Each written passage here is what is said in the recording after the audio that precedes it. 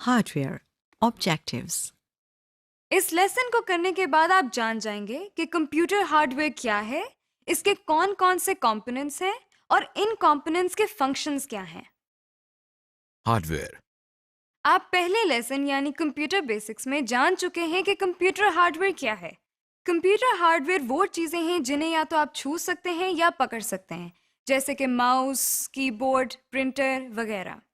آئے اس سلسلے میں مزید جاننے کی کوشش کرتے ہیں۔ اب آپ جو اسکرین پر دیکھ رہے ہیں، جو کہ ایک ڈبے کی مانند نظر آ رہا ہے، اصل میں بڑی مفید چیز ہے۔ اسے سسٹم یونٹ کہتے ہیں۔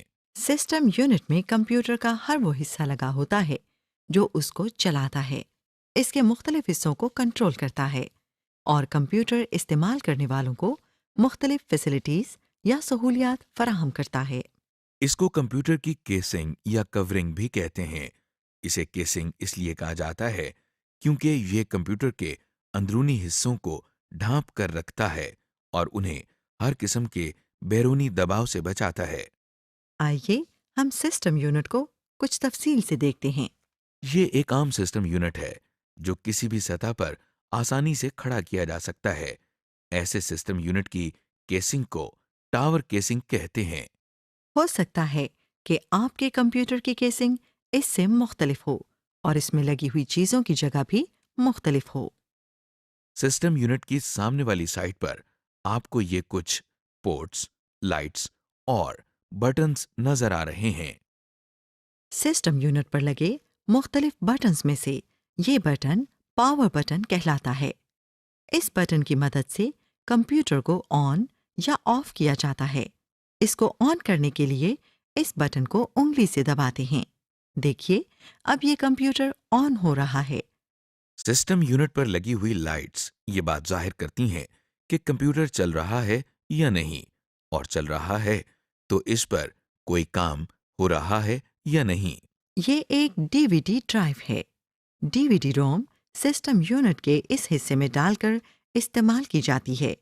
ڈی وی ڈی روم کے بارے میں آپ پہلے ہی جان چکے ہیں۔ اس کے نیچے لگے ہوئے چھوٹے سے بٹن کو دبانے سے اس ڈرائیو کا ٹرے باہر آ جاتا ہے۔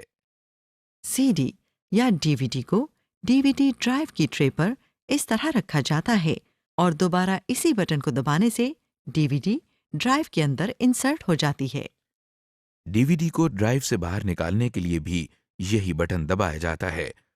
اس کو دبانے سے ٹرے باہر آ جاتا ہے اور ہم ڈی وی ڈی اٹھا کر بٹن دوبارہ دبا دیتے ہیں، جیسا کہ آپ دیکھ رہے ہیں۔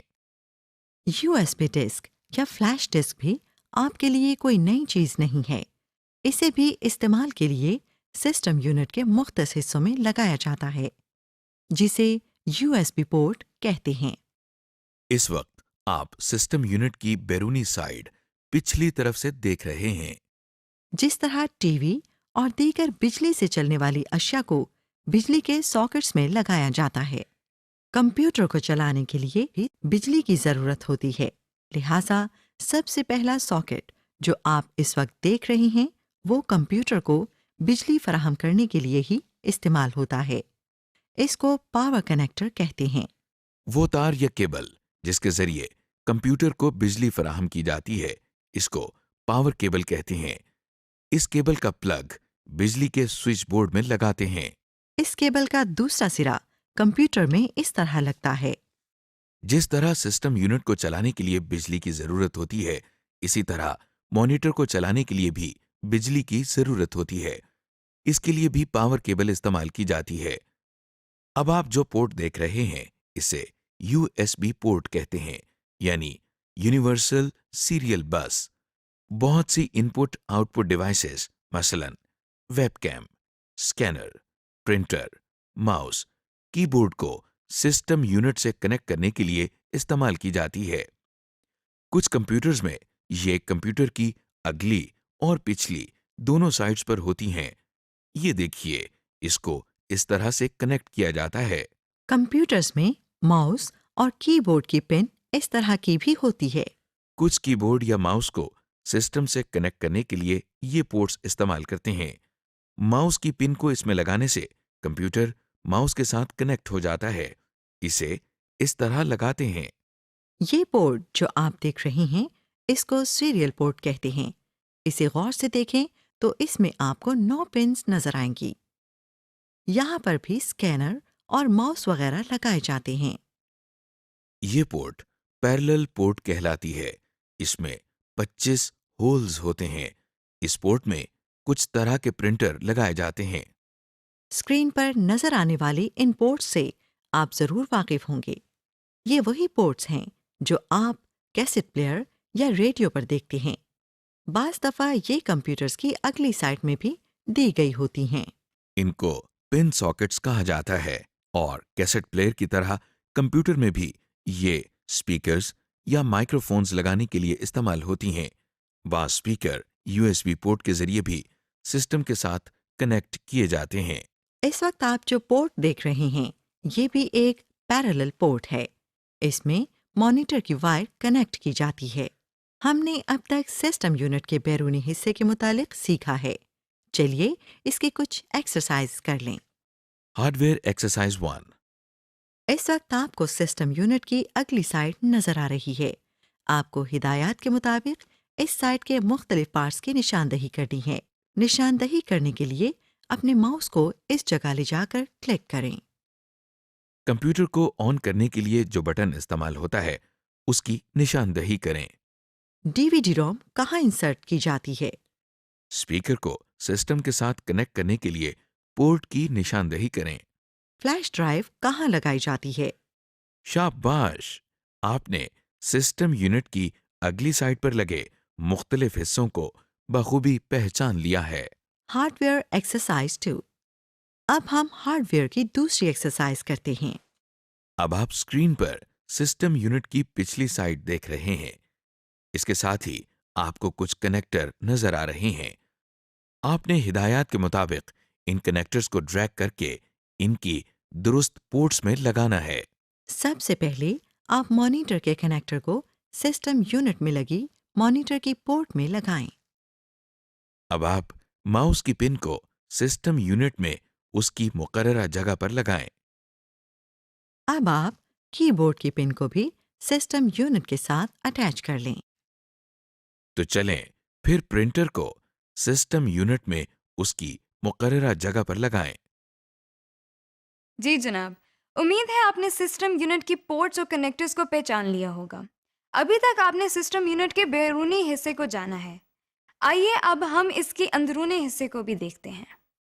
سسٹم یونٹ کے اندر جہاں ہارڈ ڈرائیو اور DVD روم لگائی جاتی ہے اس حصے کو ڈرائیو بے کہتے ہیں.